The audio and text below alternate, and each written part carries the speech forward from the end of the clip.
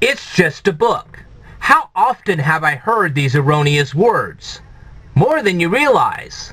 Let's think about this for just a second. Is the Bible just a book? Really? This book here for the last 2,000 years has influenced millions upon millions of people to do wonderful and miraculous things all over the world. And that's true. And it's not the only book that has influenced millions upon millions of people all over the world for the last 2,000 years to do wonderful and magnificent things. That's also true.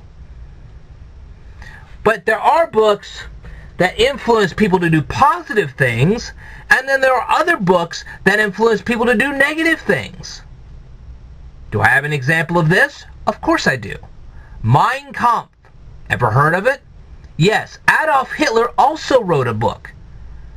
And it influenced millions of people too, but not in a positive way. And we had World War II because of it. See what I mean? But I can go on. What about Uncle Tom's Cabin?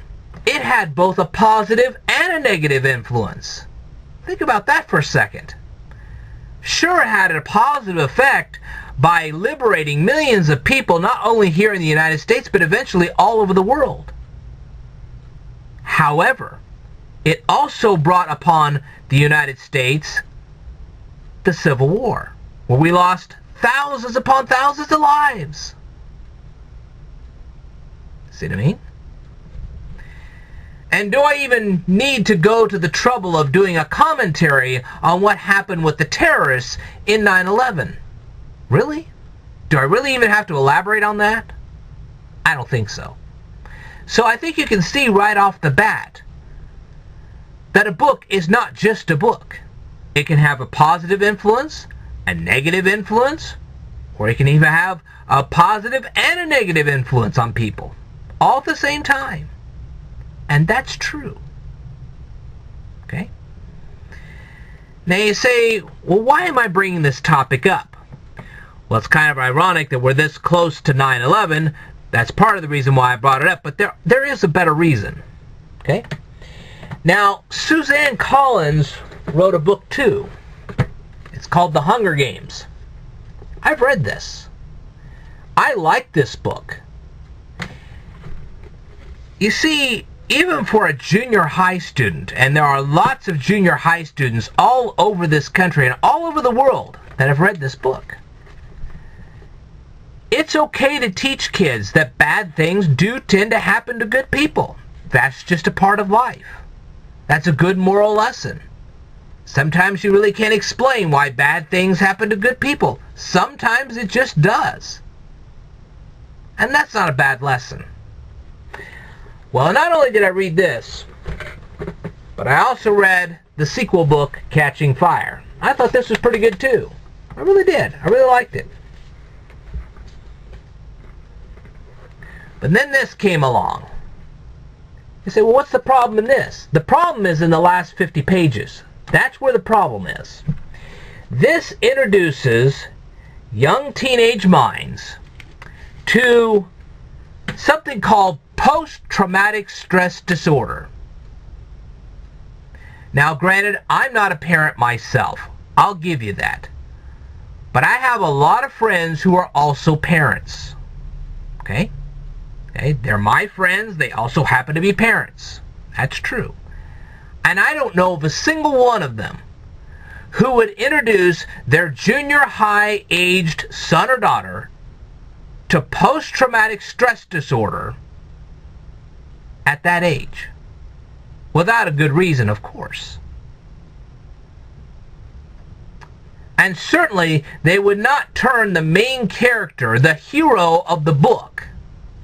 Okay, they would never write a book where the hero of the book started suffering post-traumatic stress disorder at the end of the third book. I don't know of any parent that would do that. Not one of the friends I have would ever write a book like this.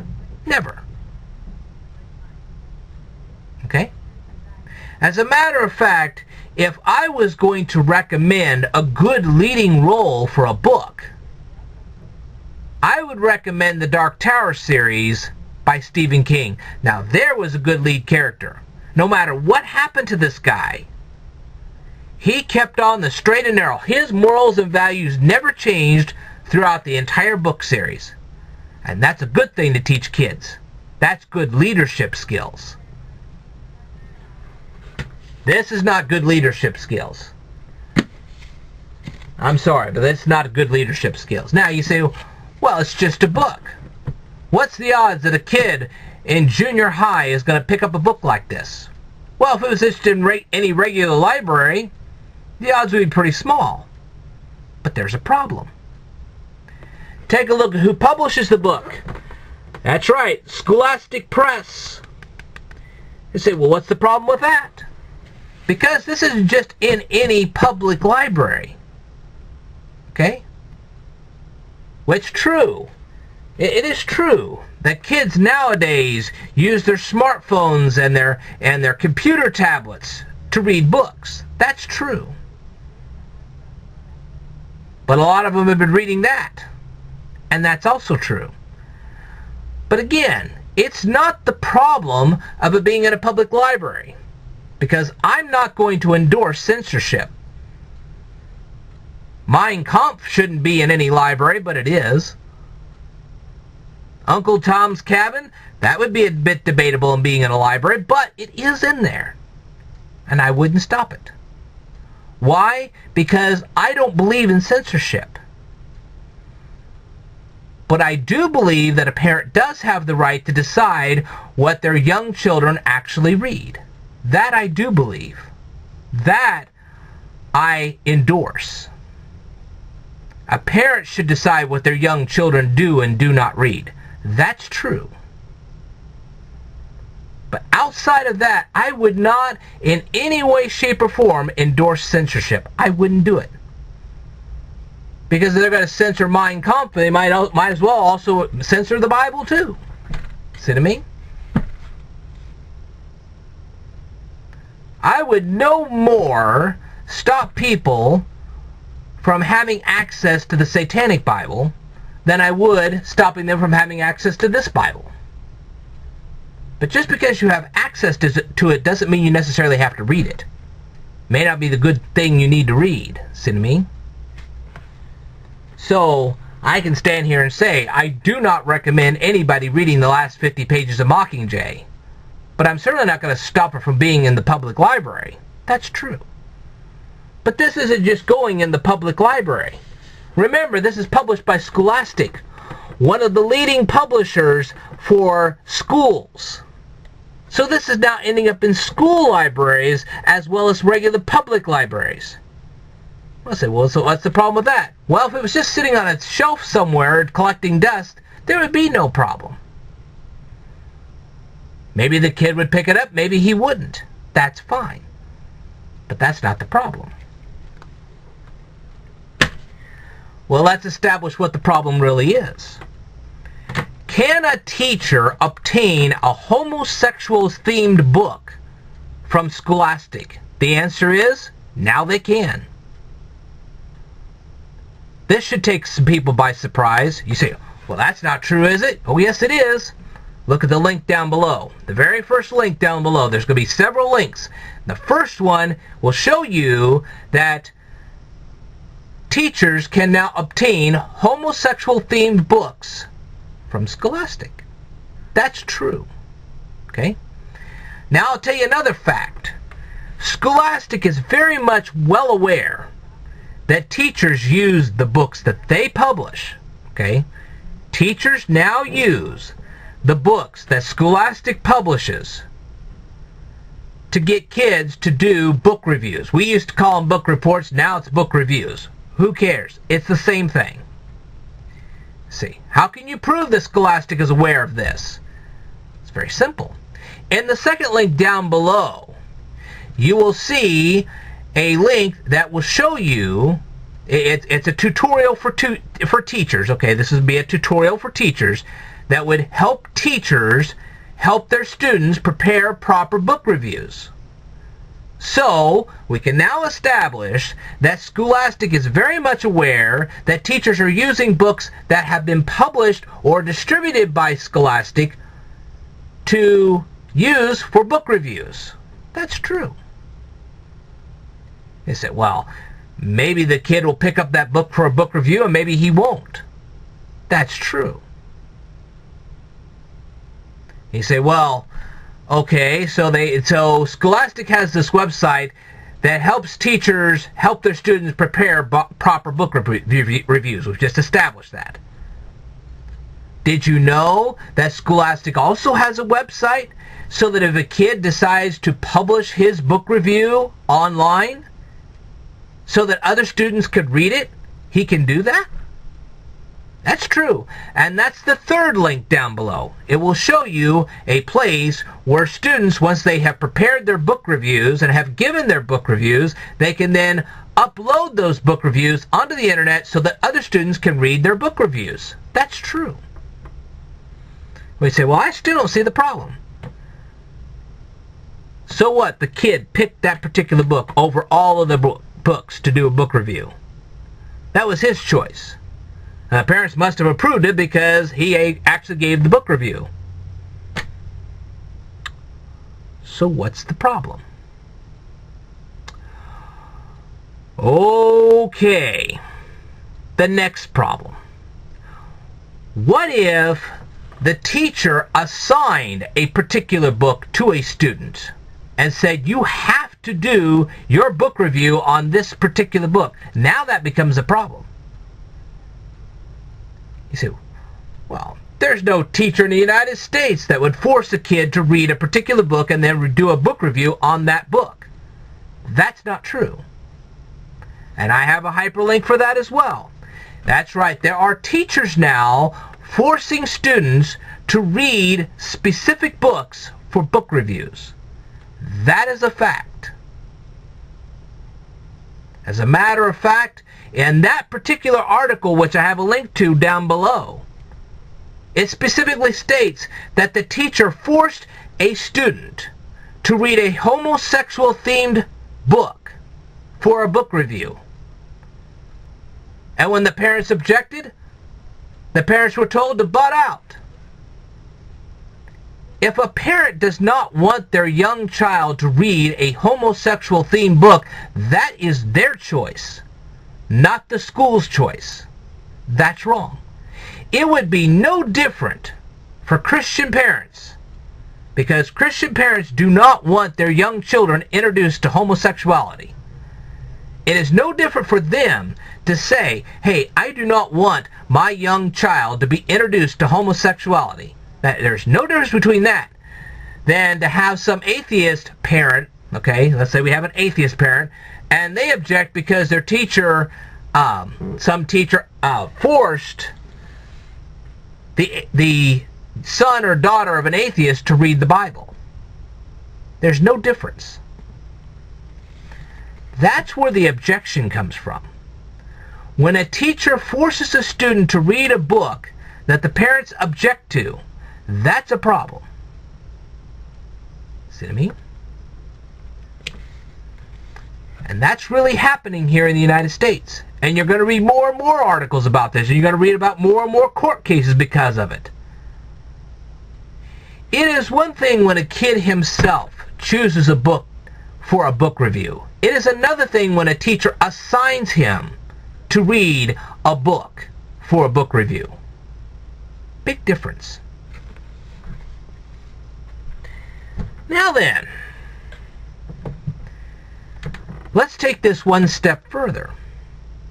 Okay? Now, there are a lot of homosexuals who go out there and they construct 20 float parades to demonstrate their cause. So what's the problem with that? Well, if it was a 20 float parade and it was going down some street that was not the main street, the center of town, you know, the place where we have the local mom and pop shops, if let's say on some fairgrounds somewhere or something like that, that wouldn't be a problem. certainly I have had no objection, because people of differing points of view should have the right to express their points of view even if you don't agree with it. I don't agree with the homosexual point of view, but I'm not going to stop homosexuals from expressing their point of view. I don't have to agree with it. I'm not going to support it, but I'm not going to stop them from expressing their point of view. If they want to set up some booth somewhere and express their point of view, fine. Certainly, there are festivals you can go to where you see booths that the Christians set up to express their point of view. So why would we be surprised if a few feet away there's another booth where the homosexuals get to express their point of view? You can walk by a booth. You can say, hey, I'm not going to have anything to do with that booth. And that's fine. I've seen booths like this, and I've just simply walked by. I had no problem with them being there. I didn't stop to them. I didn't talk to those people. I just walked right by politely. That's fine. Those kind of things are okay. But you have to think about this for just a second. Many parents today work sometimes 2 and 3 jobs. So they don't often get a good chance to shop with their young children. And certainly Christian parents do not want their young children to be exposed to sexuality too soon. They want to decide, the parents want to decide when they expose their young children to sexuality. They don't want somebody else, somebody that's not even related to the family, choosing that for them. You see what I mean? Now, I remember as a kid, my parents used to take me on a Saturday afternoon, and we would go walking downtown, and we'd go to local shops and buy things from mom and pop shops. That's Americana. I know it's tough to see that these days, but when I was growing up as a kid, there were lots of mom and pop shops, and we would go around from shop to shop, and we would be buying things, whether it be clothes or shoes or toys or food. It didn't matter what it was. Well, we would go from shop to shop and buy our stuff. That's a part of Americana. Now, if homosexuals want to place some booth somewhere in the middle of Main Street to express their point of view, that's fine. We can just walk by. No problem. We go from shop A to shop B. We pass by their booth. We don't even talk to them. Not being rude or anything. We just simply walk by. No need to be rude. We don't want to listen to their point of view? That's fine. We don't have to. But that's easy to walk by. What's tougher to walk by is a great big 20-float parade down the middle of Main Street. And that does impact business. If the mom and pop businesses are reliant on Christian customers, say it's like a Christian bookstore, they rely on their Christian customers for their business. And these Christian customers have to stay away because some homosexual themed parade, that's going to impact their business. And in this tough economy, they don't need anything impacting their business. So like I said, I'm not into censorship. If the homosexuals want to set up some booth and want to express their points of view, that's fine with me. But they do not need a 20-float parade going down the middle of Main Street to express their point of view. Shoot, I wouldn't mind it so much if they built a float, just one single float, and they put it into a parade, because Christians, they build their floats and they put them into parades. So you'd have a Christian float going down and a homosexual float going down, showing the differing points of view. That doesn't bother me. But when you have 20 distinct floats dedicated to homosexuality, you see the difference? It does affect mom and pop businesses. It does affect customers. All those customers are Christian and they don't want to see that.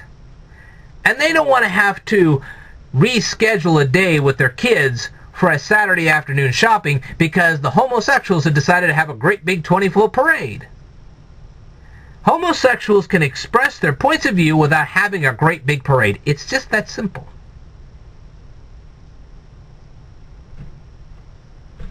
Okay?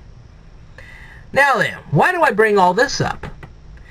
Because it is possible for you to lose your job because of a homosexual parade. You say, what do you mean? Really? You can actually lose your job because of a homosexual parade? Oh, yes. And I have a link on that down here down here below. That's right. 4 firefighters were threatened with job loss if they didn't participate in a homosexual-themed parade. These 4 firefighters were Christian. They wanted nothing to do with that parade. But yet they were told that if they didn't participate in that parade, they would be fired. Do you think that's right? You know how fast an atheist would scream if we Christians had a 20-foot parade and we told those atheists that they had to participate in our parade, that if they didn't, they'd lose their jobs? That would make front page news. Well, why shouldn't this make front page news? It should. You see what I mean? Bet you learned a lot today, didn't you? There are lots of people in this world that have differing points of view, and that's perfectly acceptable because this is America. You're supposed to have differing points of view. That's okay. What isn't okay is when you force somebody to accept your point of view. When you shove your point of view down somebody else's throat, that's not acceptable. If you want to have your parade, go have it on a fairground somewhere. We don't have to be there. Don't slam it down the middle of our main street, affecting mom and pop businesses and causing people to possibly even lose their jobs because of your parade. Don't do that. That's rude and inconsiderate.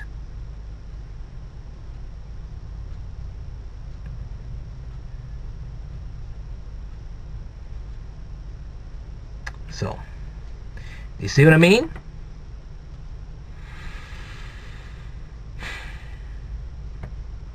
Anyway, that's all I've got to say for this video. Do check out the links that I have posted down here below. I will tell you more in a future video, so I want you to stay tuned.